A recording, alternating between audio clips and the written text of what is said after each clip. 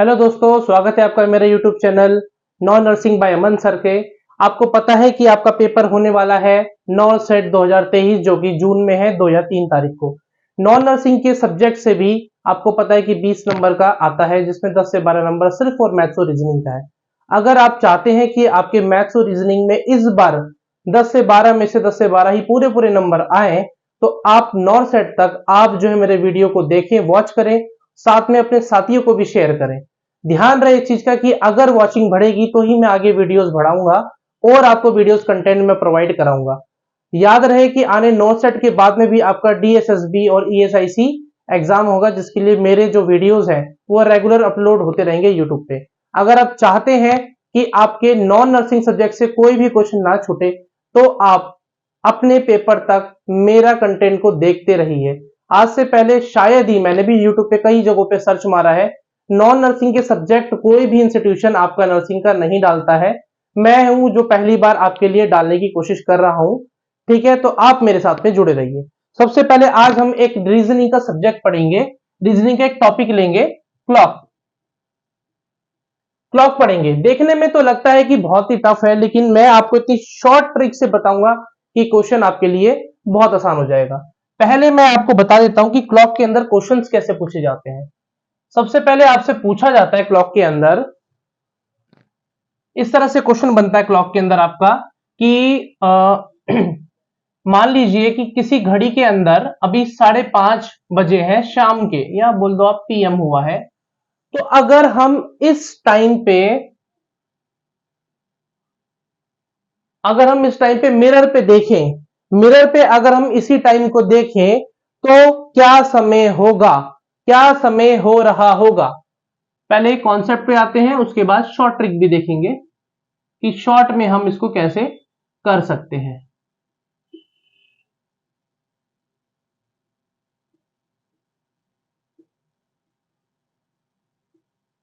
चलिए देखो, 5:30 का मतलब है कि जो आवर हैंड है वो 5 और 6 के बीच में रहेगा, और जो मिनट हैंड है वो 6 पे रहेगा। ठीक, अब ये तो रियल टाइम है जो घड़ी में हो रहा है। अगर हम इसके लिए मिरर बनाए, मिरर में इसी टाइम को देखें तो क्या टाइम होगा वो आप समझें।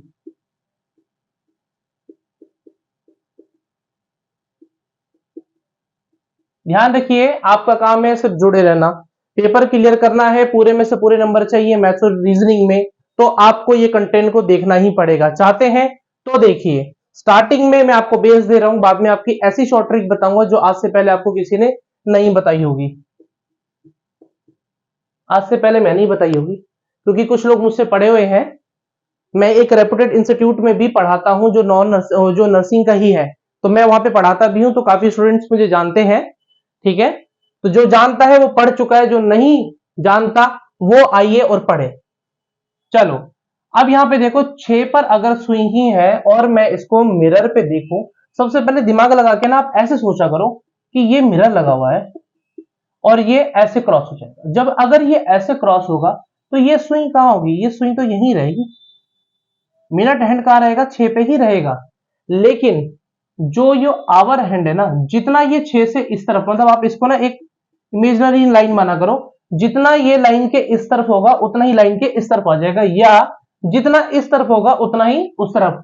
इससे हमें क्या पता लगता है कि मिरर पे जो राइट होता है ना वो लेफ्ट हो जाता है, मतलब कि लेफ्ट राइट हो गया, और राइट क्या हो जाएगा आपका, लेफ्ट हो जाता है। अगर आपका मेरी बात पे यकीन नहीं होता, आपको लगता है कि मैं झूठ बोल रहा हूं, तो आप मिरर के सामने खड़े हो और अपना राइट हैंड ऊपर करना।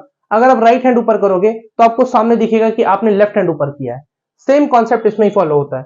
अब यहां देखिए, क्योंकि ये आवर हैंड है जो 5 और 6 के बीच में इधर था पहले, यानी कि 6 के और 5 के बीच में था, तो जब मैं इसको पलटूंगा तो ये इस तरफ हो जाएगा, यानी कि ये जितना इधर था उतना ही इधर हो जाएगा, यानी कि ये टाइम हो रहा होगा अप्रोक्सीमेट 6:30 का टाइम हो रहा होगा। अगर हम ध्यान से देखेंगे मिरर के अंदर तो अप्रोक्सीमेट ये 30 मिनट का टाइम होगा।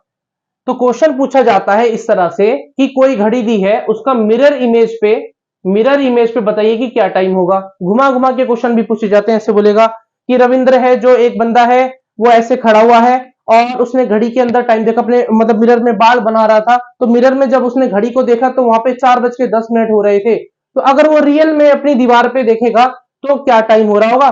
घुमा फिरा के बात वही है, मिरर पे जो टाइम हो रहा है और शीशे पे इमेज देखना चाहते हो तो भी वही होगा, या मिरर पे देख रहे हो और आपको वॉल पे देखना है तो दोनों तरफ से टाइम सेम होगा, याद रखना, ठीक है। तो इस तरह से आपको इसको करना है। एक आता है मिरर इमेज का आता है और दूसरा आता है आपका वाटर इमेज पे आता है। दो क्वेश्चन बनते हैं इससे, एक मिरर इमेज और एक वाटर इमेज पे क्वेश्चन बनते हैं। अब अब बात ये बनती है कि हम इस क्वेश्चन को क्या पेपर में बैठ के चित्र ही बनाते रहेंगे?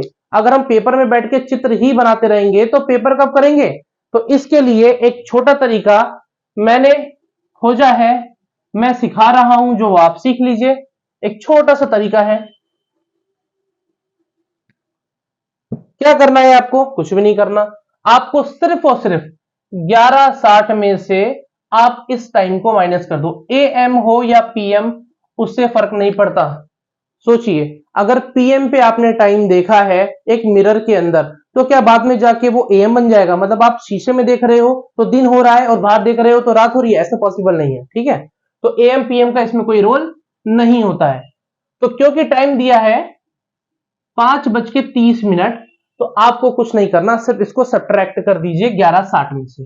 11:60 यानी 11 आवर होते हैं और 60 मिनट होते हैं। 11 आवर 60 मिनट दोनों को देखोगे तो हो तो 12 ही आवर रहे हैं ना, ठीक है, क्योंकि 60 मिनट का मतलब भी तो 1 आवर ही होता है। तो यहां पे आपने देखा कि 11 में से 5 गए तो 6, तो टाइम आपका क्या निकल के आ गया? 6:30। बहुत ही आसान कॉन्सेप्ट है। पेपर में लोग सोचने पे मजबूर हो जाते हैं, लेकिन हम नहीं सोचने देंगे आपको। 4:10 हो रहे हैं, आपको बताना है कि मिरर पे इसका टाइम क्या बनेगा? कुछ नहीं करना, 11:60 में से माइनस कर दो, बस बात खत्म। और कुछ सोचना ही नहीं है, 11:60 में से माइनस करो, ये टाइम हो रहा होगा। मान लीजिए 11:59 हो रहे हैं, तो क्या टाइम होगा? कुछ नहीं, 11:60 में से इसको भी माइनस कर दो, जो भी टाइम होगा देख लिया जाएगा। कितना हो रहा है भाई? 0, या 0। अब ये भी टाइम आ जाता है कभी कभी कि माइनस करके 11:59 का पूछा था और टाइम आ गया 0.01 मिनट, यानी कि 1 मिनट हो रहा है देखा जाए तो ऐसा टाइम कब आता है? रात के 12 बजे आता है। तो अगर देखा जाए तो ये रात के 12:01 हो रहा है, जिसको हम एएम बोलते हैं। ये बात याद रखना, भूलना नहीं है आपको। ये छोटी सी बात है, इसको भूलना नहीं है, बिल्कुल भी नहीं भूलना कि इस टाइम को कैसे करना है। चलिए और देखते हैं, और क्वेश्चंस देखते हैं।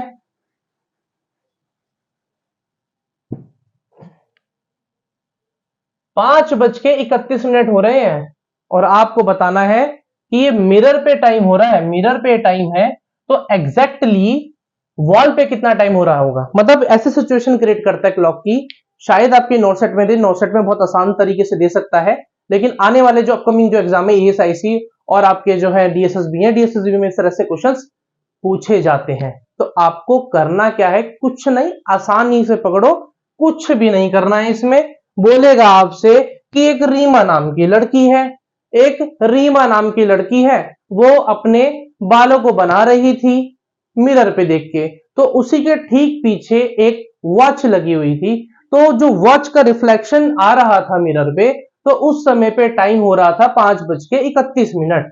यानी तो अब आपको बताना है कि कि अब आपको बताना है कि आप रियल में जो टाइम हो रहा है, जो वॉल पे वॉच लगी हुई है, उसका टाइम क्या हो रहा होगा? क्या हो रहा होगा? क्या करना है? कुछ भी नहीं, 11:60 में से माइनस कर दो, बात खत्म हो जाती है आपकी।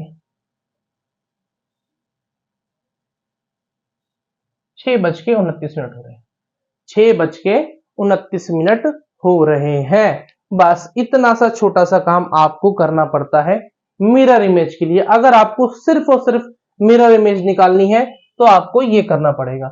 मान लीजिए मान लो दिन के 3:21 हो रहे हैं, तो क्या करेंगे? चलो 24 मान लिए, तब भी यही करेंगे। क्या करना है? हमें कुछ भी नहीं करना, जिंदगी आसान बनानी है और कुछ नहीं करना। 8:36 हो रहे हैं। अब मान लीजिए ऐसा भी टाइम दे सकता है, 17:56 हो रहे हैं। बताओ, अब यहां पे बात फंस जाती है। सर आपने तो बोला था कि 11:60 में से ही माइनस करना है। लेकिन सर ये बताइए कि 11 में से 17 को हम कैसे माइनस करें? 11 में से 17 को कैसे माइनस करें? तो कुछ भी नहीं करना दोस्तों, एक बात समझो, दो तरीके से समझो। आपकी घड़ी में 12 दो बार बजते हैं, एक दिन के और एक रात के, और रात में जब बजते हैं तो वो 24 होते हैं। जैसे हम इस 12 को 11:60 लिखते हैं, ऐसे हम इस 24 को 23:60 भी तो लिख सकते हैं। तरीका नंबर 1, कहने का मतलब अगर 12 से ऊपर का टाइम दिया हुआ है तो आप 23:60 में से सब्ट्रैक्ट कर दीजिए, तब भी आपका आंसर सेम ही आएगा।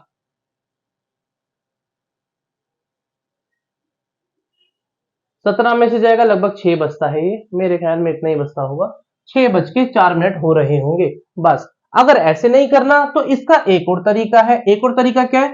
17 कब बजते हैं भाई?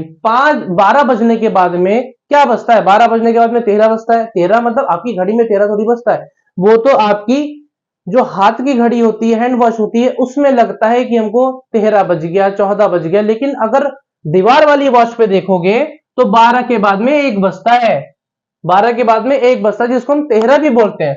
तो अगर 17 बज रहे हैं तो 17 का मतलब क्या बज रहा है? वहां पे 5 बज रहे हैं, यानी कि 5:56 हो रहे हैं शाम के। ठीक है, और अब इसको अगर आपने ऐसे कर दिया तो इसको 11:60 में से आप माइनस कर दीजिए, 11:60 में से माइनस कर दो और आपका आंसर वही आएगा जैसे मैंने आपको सिखाया है, पढ़ाया है। देखो बिल्कुल सेम, कोई चेंज नहीं है। ठीक है, इस तरह से जो क्वेश्चंस होते हैं ये आपके मिरर इमेज पे आते हैं, क्लॉक के क्वेश्चन। ये कौन से क्वेश्चन है? क्लॉक के क्वेश्चन है मिरर इमेज पे। अभी वाटर इमेज भी पढ़ेंगे, वाटर इमेज भी पढ़ेंगे। पहले हम क्लॉक के कुछ 4-5 सवाल और ले लेते हैं। ये 11:04 हो रहे हैं, अब लिख देता हूं मैं। ये 23:04 हो रहे हैं। तो बताओ कि समय क्या हो रहा है? कुछ भी नहीं करना, फिर से 23 और 60 में से माइनस कर दो, 56 और यहाँ पे 00। इसका मतलब क्या है? अभी थोड़ी देर पहले समझाया था मैंने कि इसका मतलब क्या होता है कि 12:56 हो रहे हैं, यानी लगभग जो है 1 बजने वाला है, लगभग 1 बजने वाला है। ये हुआ आपका पहला टाइप कंप्लीट। ये होता है आपका पहला टाइप कंप्लीट हो जाता है।